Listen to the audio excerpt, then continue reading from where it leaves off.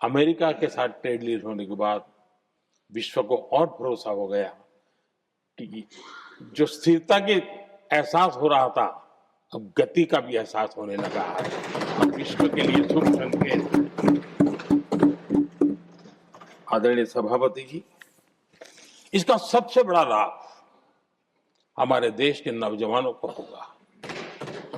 और जब मैं नौजवान कहता हूं तो उसमें मध्यम वर्ग का भी नौजवान होता है, शहर का नौजवान भी होता है, गांव का नौजवान भी होता है, बेटा भी होती है, बेटी भी होती है। और इसलिए उसे टुकड़ों में न देखा जाए। मेरे देश के युवा के सामर्थ्य का हमें गौरव करना चाहिए और उनके लिए पूरा विश्व बाजार अब खुल चुका है। अब उनके लिए अवसर ही अवसर है। और मैं उनको कहता हूं, आइए दोस्तों, मैं आपके साथ कंधे से कंधा मिलाकर के खड़ा हूं। हिम्मत कीजिए, बढ़िए। देश आपके साथ खड़ा है और दुनिया आपका स्वागत करने के लिए इंतजार कर रही है। आदरणीय सभापति जी, जिस प्रकार से दुनिया में हमारे युवा प्रोफेशनल्स की मांग बढ़ रही है, इवन केयर गिवर्स की मांग बढ़ रही है, हर कोई मिलता है हमें इस प्रकार के लोग चाहिए। इस प्रकार कुछ लोग तो अपना स्पेशल ऑफिस यहां बना रहे हैं रिक्रूट करने के लिए, योग्य टैलेंट की खोज के लिए। इसका मतलब हुआ कि भारत के प्रोफेशनल्स के लिए भी विश्व में बहुत बड़े अवसर बन रहे हैं। आदरणीय सभापति जी, ये संसद का उच्च सदन, ये एक प्रकार से राज्यों का प्रतिनिधित्व करता है। और जो चर्चा की बारीकियां मैंने देखी, मेरा मन कहता है कि थोड़ा स्तर इसका ऊपर होना चाहिए था। और वहां से तो ज्यादा होना चाहिए, वो तो कितने साल तक सरकारों में रहे हैं, वहां से जरा चर्चा का स्तर ऊंचा होना चाहिए था। लेकिन उन्होंने ये मौका भी गंवा दिया। देश उन पर कैसे भरोसा कर सकता है।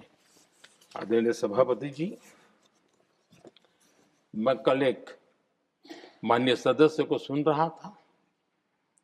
यूं तो वो अपने आप को राजा कहलाने में बहुत गर्व करते हैं, लेकिन वे आर्थिक असमानता की चर्चा कर रहे थे। बताइए, जो खुद को राजा माने और वो आर्थिक असमानता की बात करे, सबको लगता है कि क्या यही देखने के बाकी रह गए थे क्या?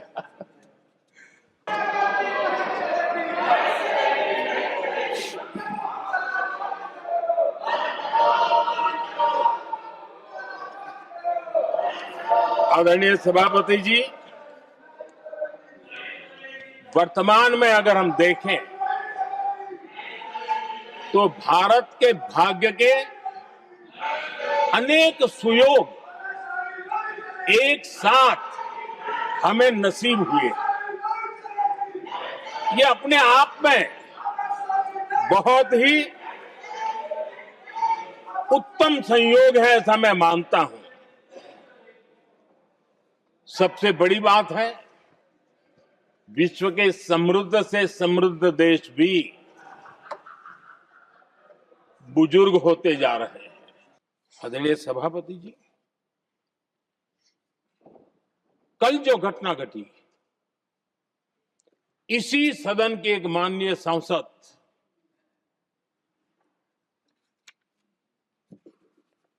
कांग्रेस के शातिर दिमाग जिनका है, ऐसे एक युवराज ने उनको गद्दार कह दिया।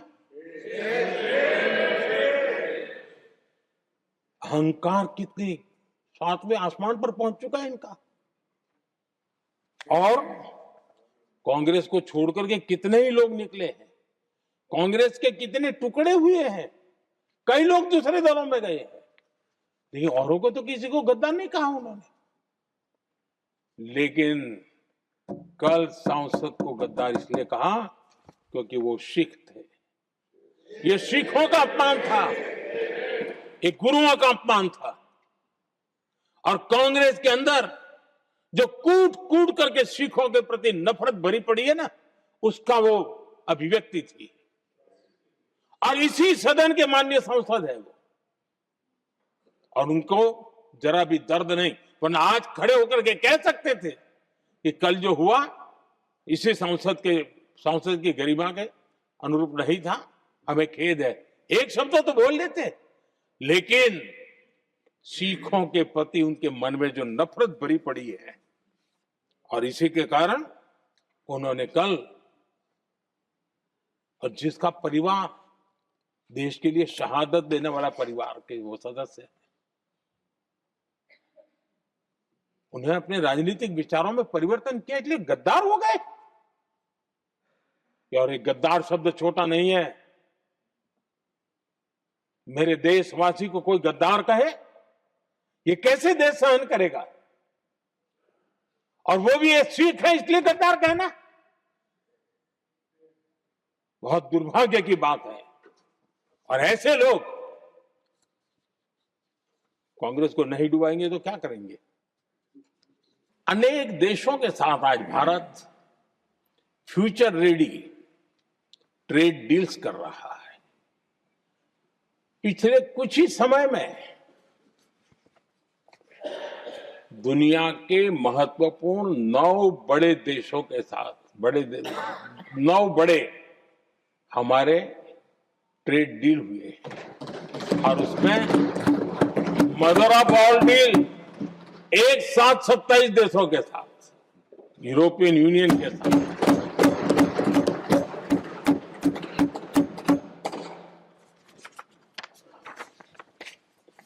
जो लोग थक गए, बेचारे चले गए, लेकिन कभी न कभी उनको जवाब देना पड़ेगा कि देश की ऐसी हालत कैसे बना के रखी थी कि दुनिया का कोई देश हमसे डील करने के लिए आगे नहीं आता था। आपने कोशिश की होगी, पीछे पीछे पीछे बहुत चक्कर लगाए होंगे, लेकिन किसी ने आपकी तरफ देखा भी नहीं होगा। क्या स्थिति ऐसे पैदा है? दुनिया के देश ऐसे ही भारत के साथ डील नहीं कर रहे हैं। आदरणीय सभापति जी, इसके पीछे सबसे बड़ी बात, डेवलप कंट्रीज एक डेवलपिंग कंट्री के साथ डील करता है ना, वो अपने आप में भी अर्थ जगत के लिए बहुत बड़ा है। और मेरे लिए नई बात नहीं है। जब मुझे गुजरात में सेवा करने का अवसर मिला था, तो मैं एक वाइब्रेंट गुजरात समिट करता था, और मेरे लिए गर्व की बात थी कि एक स्टेट, हिंदुस्तान का एक स्टेट, मेरी इस वाइब्रेंट समिट के partner country, develop country Japan हुआ करता था। एक राज्य ने सामर्थ्य दिखाया था, आज मेरा देश है सामर्थ्य दिखा रहा है। और जब मैं जिम्मेवारी जो मिली है उसके तहत, और जिम्मेवारी न मिलती तो भी देश के लिए जीना तुमने सीखा है। हम विकसित भारत की जमीन मजबूत कर रहे हैं, उसको एक ताकत दे रहे हैं। एक तरफ देश के युवाओं के लिए मजबूत जमीन तैयार कर रहा हूं, तो कांग्रेस मोदी की कब्र खोदने के कार्यक्रम करवा रही है। और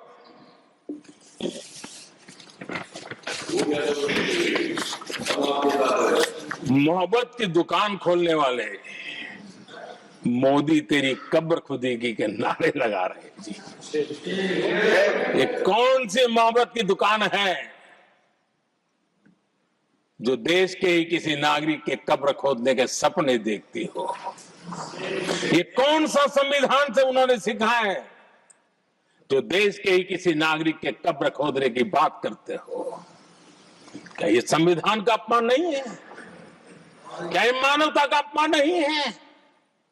क्या ये सार्वजनिक जीवन की मर्यादाओं का अपमान नहीं है? और उनको इसका कोई खेद नहीं है। अगर इसके बाद क्या बयान देंगे, बयान देखो, प्रधानमंत्री राज्यसभा में भी रो रहा था।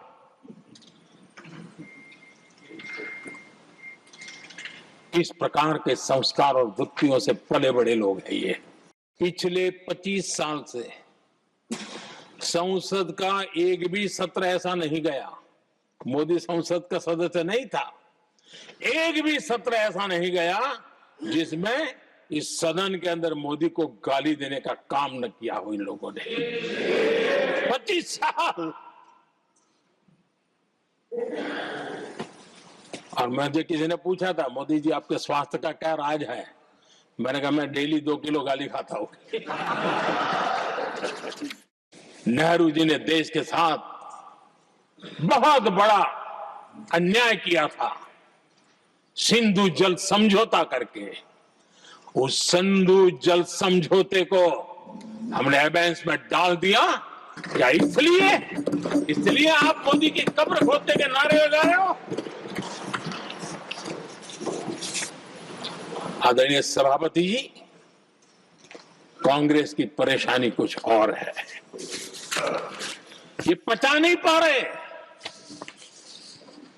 कि मोदी यहां तक पहुंचा कैसे, और उनकी परेशानी बढ़ती जा रही है कि भाई पहुंचा तो पहुंचा, लेकिन अब तक टिका क्यों है? और इसलिए वे एक ही रास्ता उनके लिए बचा हुआ लग रहा है कि मोदी तेरी कब्र खुदेगी। हमसे जुड़े रहने के लिए हमारे YouTube चैनल को सब्सक्राइब करें और नई वीडियो की नोटिफिकेशन के लिए बेल आइकॉन को दबाएं।